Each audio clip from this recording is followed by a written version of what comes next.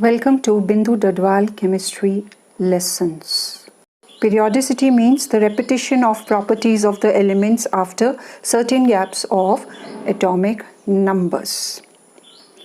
The elements with similar characteristics are grouped together, and this is known as classification of the elements. The systematic classification of the elements has led to the formation of periodic table. Periodic table may be defined as the arrangement of the known elements in certain groups in such a way so that the elements with similar properties are grouped together. Lavoisier classified the elements into metals and non-metals.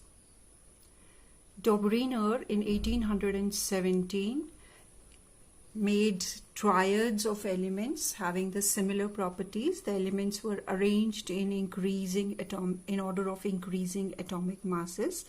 For example, a triad of lithium, sodium and potassium. The properties were similar. If you take the average of the first and the third element, then the atomic mass of second element can be calculated. For example, 6.9 plus 39. 46 divided by 2 gives 23 atomic mass of sodium.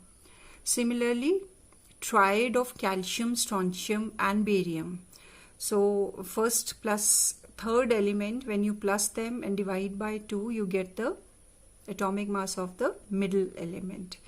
Now, all these elements, when arranged in increasing order of atomic masses, formed this triad, and their properties were also similar.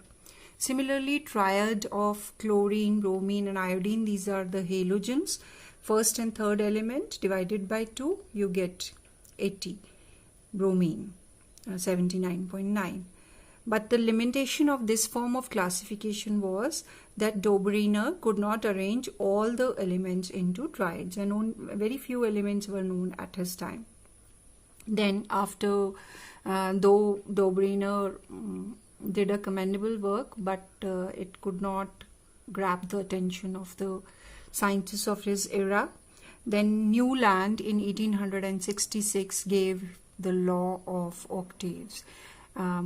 His observation was that when elements are arranged in order of increasing atomic masses, there is repetition of the properties of every eighth element as compared to the given element.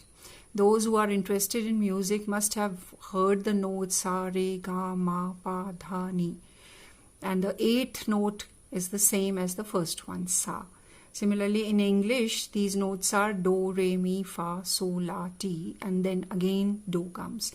So similarly, when Newland arranged the elements in increasing order of atomic masses, he found that the eighth element was having properties similar to the first one. Similarly, the ninth similar to second. Lithium, if you count from lithium, so 1, 2, 3, 4, 5, 6, 7, 8. Eighth element has the property similar to that of the first one. So this was Newland's method of classification. But the limitations of this method was that his law of octaves held good only up to calcium. Up till calcium, the element showed these properties, but later on, the similarity in properties was not to be observed. For example, cobalt and nickel did not have properties similar to chlorine, or copper did not have properties similar to potassium. Then another limitation was that he had to place two elements in the same slot, which he could not explain. Then at the time of his laws, there was no the noble gases had not been discovered, and when later they were to be discovered, they would have disturbed the whole arrangement. There was no place for them. So this was limitation of Newland's. Then Lothar Meyer also gave his contribution towards classification. He plotted a graph between physical properties and atomic mass. For example, a graph plotted between atomic volume and atomic mass showed that the elements with similar properties occupied similar positions in the curve. For example, you can see that alkali metals in these curves are always present at the peaks of the curves. Lithium, sodium, potassium, rubidium, cesium. These are alkali metals. Similarly, the alkaline earth metals were present in the descending positions in the curves. So you can see beryllium in the descending position of the curve, magnesium in the descending position, calcium, strontium and barium were present, and so they were occupying similar positions in the curve.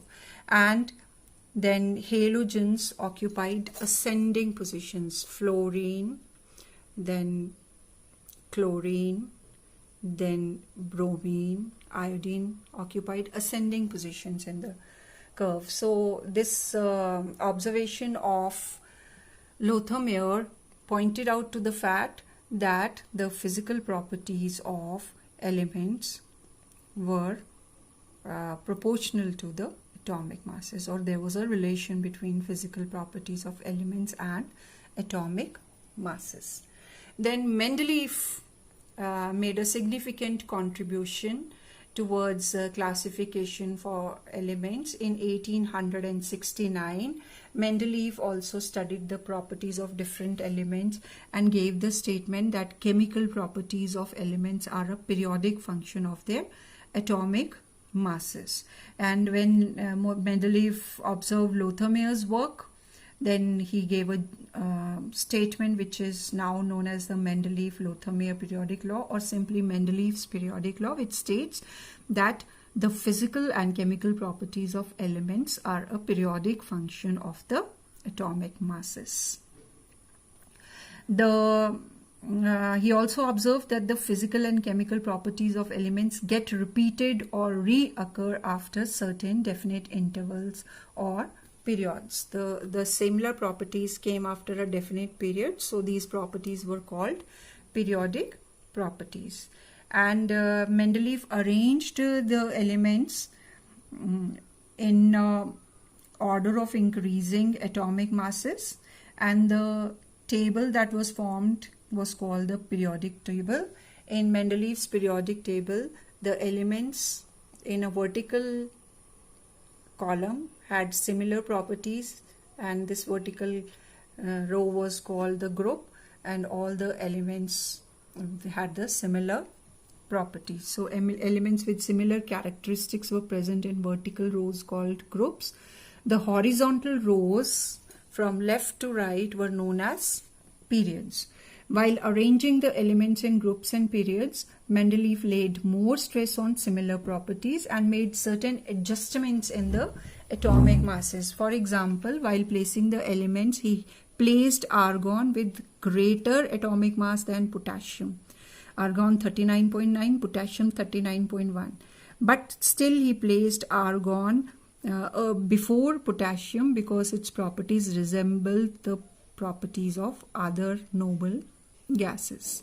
He also left certain gaps in his table for elements not known at that time. For example, the element which was the slot after boron was left vacant for an element which was not discovered at that time. It was named as Eka boron, means like boron, by Mendeleev.